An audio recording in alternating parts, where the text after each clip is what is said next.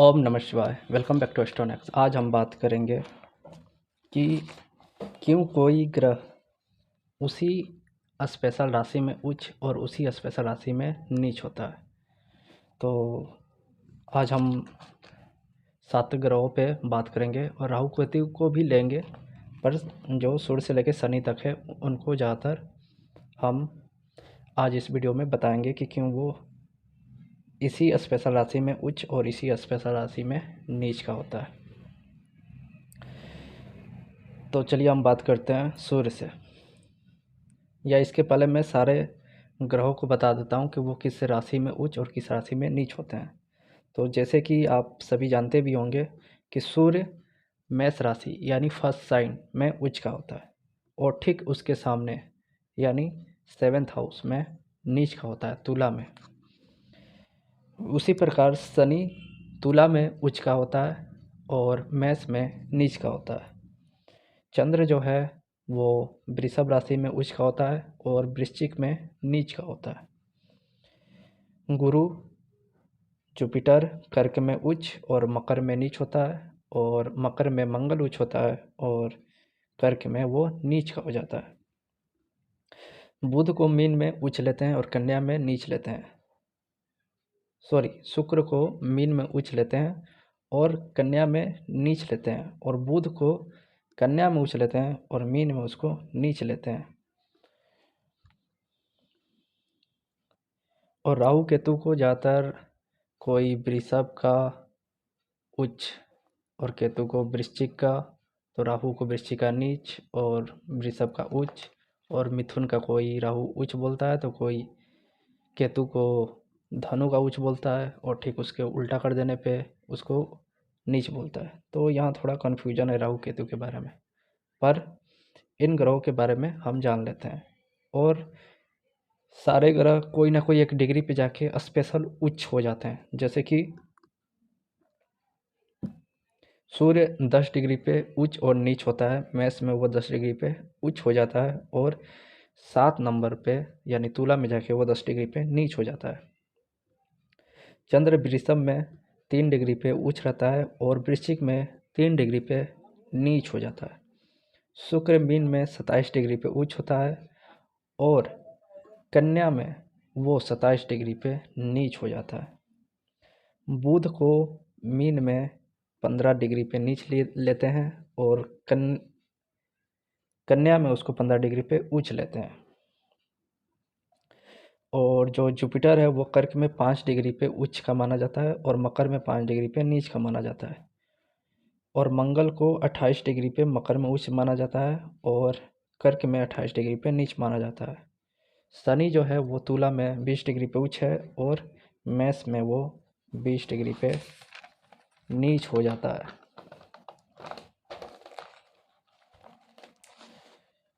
तो उच्च और नीच ग्रह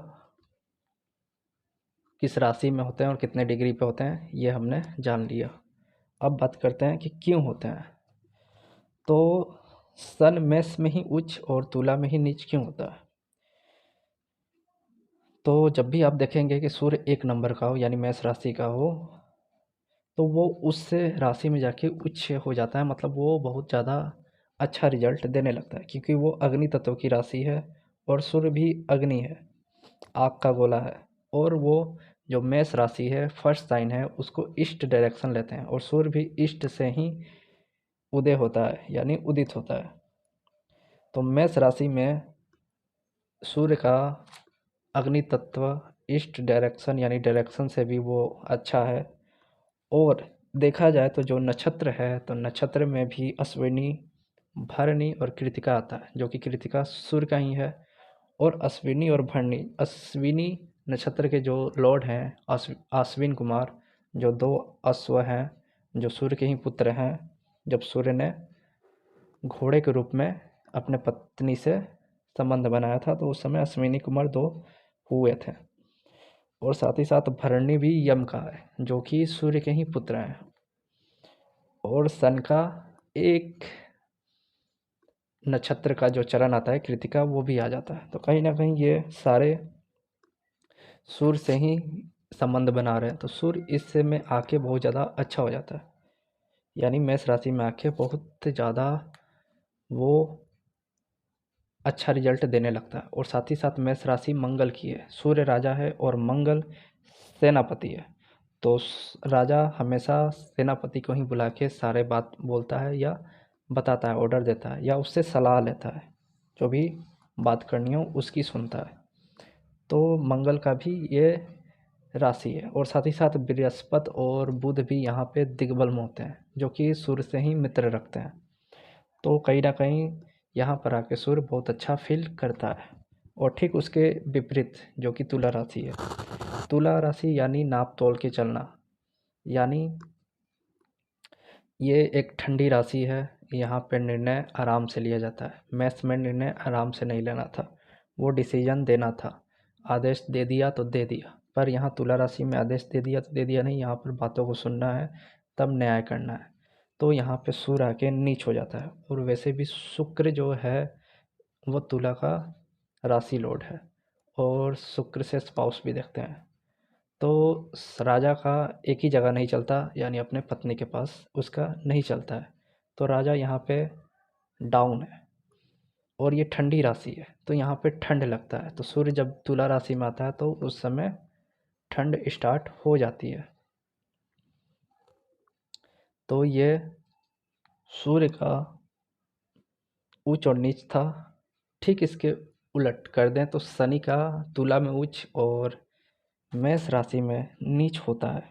यानी शनि तुला में जब भी जाता है तो तुला राशि जो ठंड की राशि है, अंधेरे की राशि है, और ये वेस्ट डायरेक्शन है। सन में हम मेष राशि में ईस्ट डायरेक्शन लिए तो वहाँ वो उदित हो रहा था, और सन में जब हम नीच राशि यानी उसके तुला में आते हैं तो वो वहाँ अस्त हो रहा है, यानी डूब रहा है। तो ये भी आप ले सकते हैं कि यहाँ पर आकर वो डूब रहा है, मतलब वो अस्त है। सूर्य वैसे अस्त नहीं होता, लेकिन शाम के समय वो अस्त होता है, जो कि 7वां घर दिखाता है। और वो आप ले सकते हैं कि 7वें घर में जब सूर्य आया या 7वें घर का सूर्य है तो वो अस्त है। तो शनि यहाँ पर ठंडे राशि में है, अंधेरे के साइन में है, न्याय प्रिय है।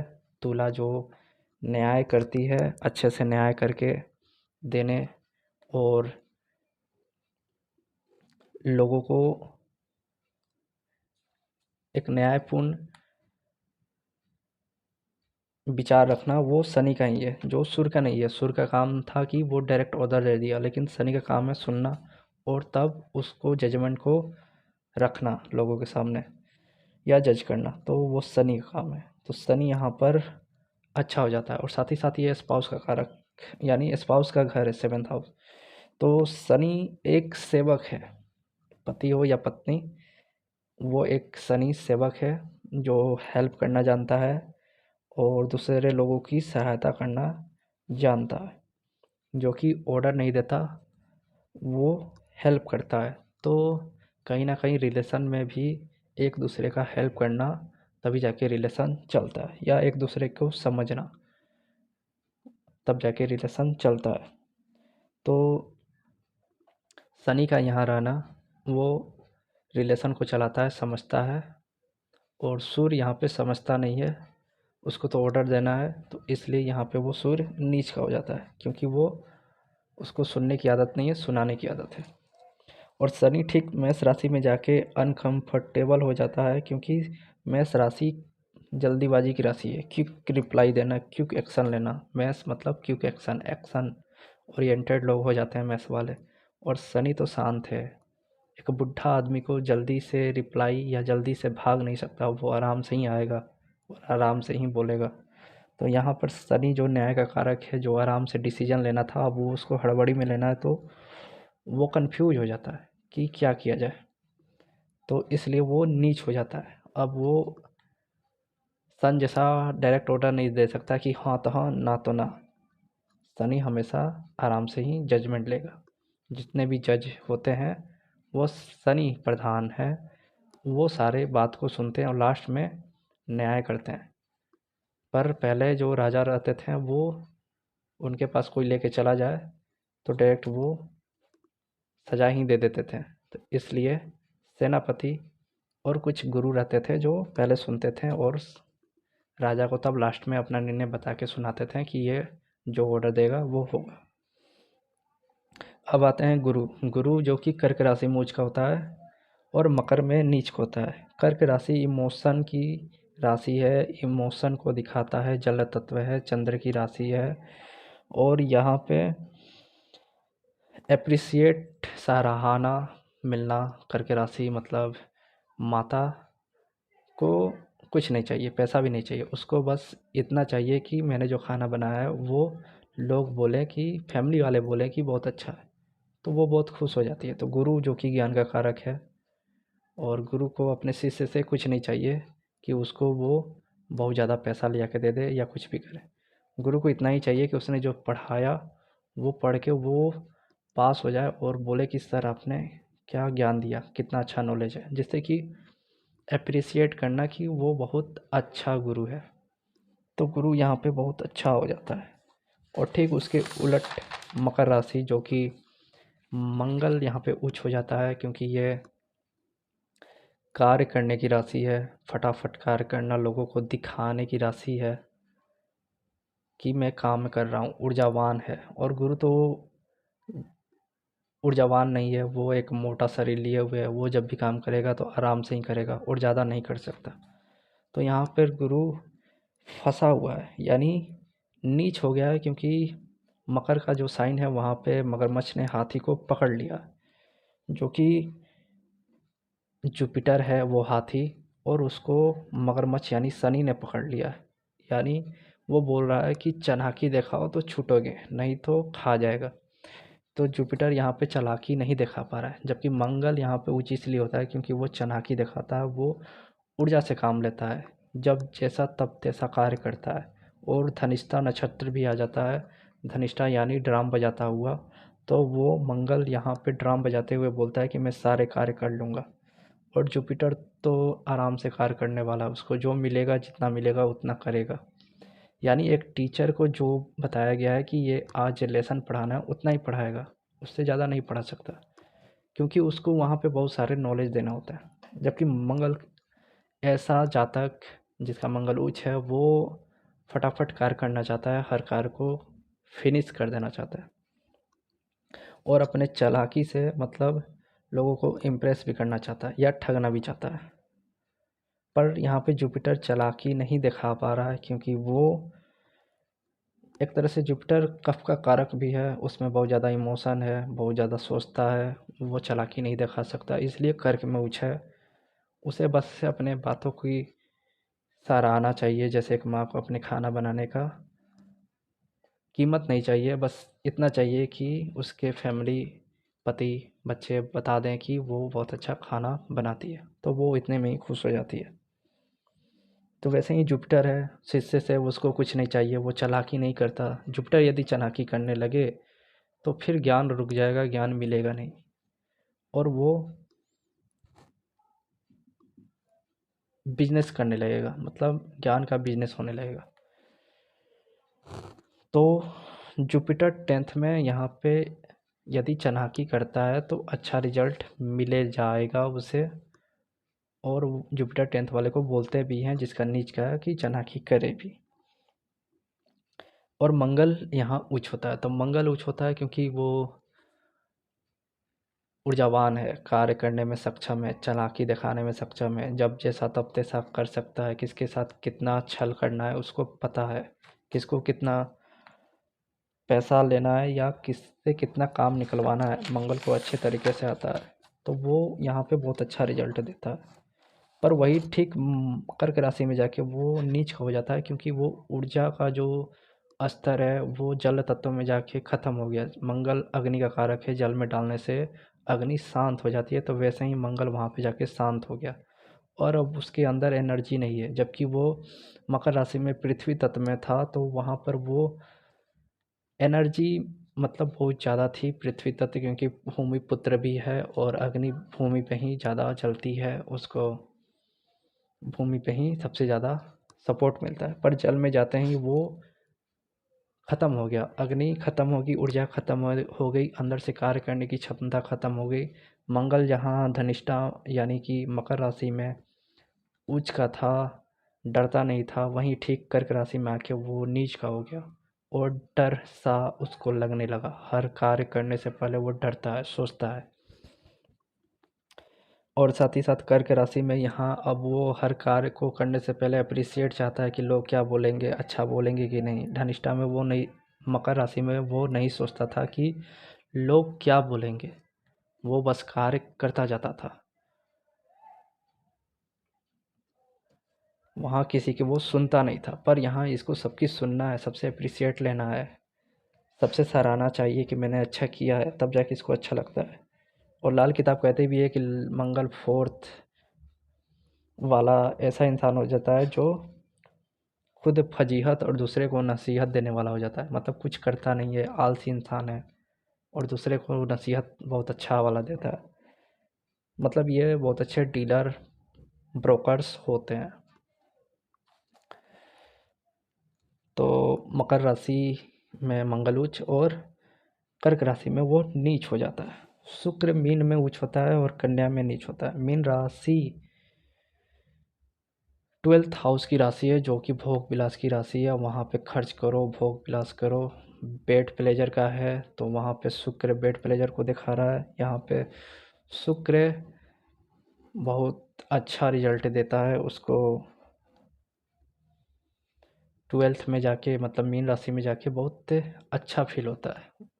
क्योंकि ये मीन राशि में रेवती नक्षत्र भी आती है और रेवती नक्षत्र कहीं ना कहीं ये बताता है कि ये अंतिम राशि है जो भोग लो और भोग के मोक्ष को प्राप्त कर जाओ। भगवान कृष्ण भी कहते हैं कि जो तुम्हारे पास है भोग लो, ज़्यादा है तो दान कर दो, और यदि बचाओगे तो नष्ट हो जाएगा।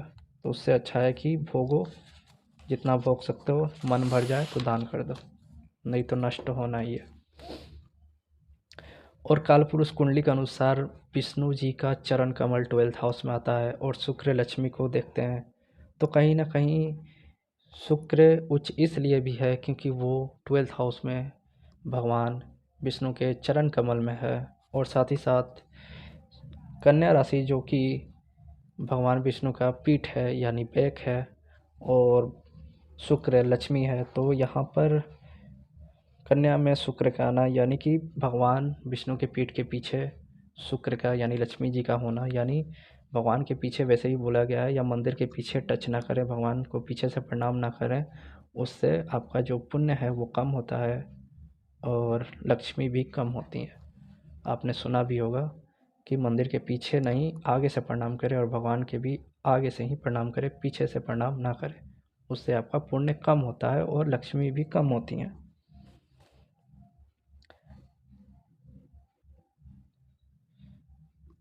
और कन्या राशि इंटेलेक्ट की राशि है और शुक्र तो भोग विलास से जुड़ा है, उसे इंटेलेक्ट दिखाने की ज़रूरत नहीं है। क्योंकि इंटेलेक्ट जब दिखाएगा, क्योंकि शुक्र को स्पाउस का कारक बताया गया, और यदि स्पाउस आपके पैसे पे खर्च करके और आराम कर रही है तो वो तो ठीक है, पर इंटेलेक्ट करने लगी यानी दिमाग लगाने लगी तो वहाँ क्लेश होने लगता है। तो वो वहाँ फिर रिलेशनशिप में इशू आ जाएगा। इसलिए यहाँ पे ये नीच है क्योंकि ये दिमाग लगा रहा है। पर बुध यहीं पर ऊंच है क्योंकि बुध है ज्ञान, मतलब बुद्धि है, और ये इंटेलेक्ट दिखा रहा है। तो इसके लिए बहुत अच्छा हो गया, यहाँ पर ये उच्च का माना जाता है क्योंकि बुध बच्चा भी है, और बच्चा होशियार होना माँ बाप के लिए गर्व का मतलब गर्व होना होता है, प्राइड फील करवाता है कि बच्चा मेरा होशियार है। तो बुध भी छठे राशि यानी कन्या राशि में उच्च का होना बहुत अच्छा है क्योंकि यहाँ इंटेलेक्ट को अच्छा कर देता है। पर मीन राशि में जाके वो नीच का हो जाता है क्योंकि मीन राशि अकेले की राशि है, जहाँ पे कोई नहीं है, मोक्ष है, मतलब आगे मोक्ष है, मोक्ष पाना है, अकेले रहना है। तो वहाँ बुध परेशान हो जाता है क्योंकि एक बच्चे को अकेले छोड़ दिया जाए तो वो नहीं रह सकता, वो किसी के साथ ही रह सकता है। और साथ ही साथ किसी को इंटेलेक्ट भी दिखाना है तो उसके पास 10 लोग चाहिए तभी दिखा सकता है, अपने आप को इंटेलेक्ट दिखाएगा नहीं। तो बुध यहाँ पे जाके नीच हो जाता है। और राहु और केतु में कोई राहु को वृश्चिक, तो कोई मिथुन का राहु को उच्च मानता है, और कोई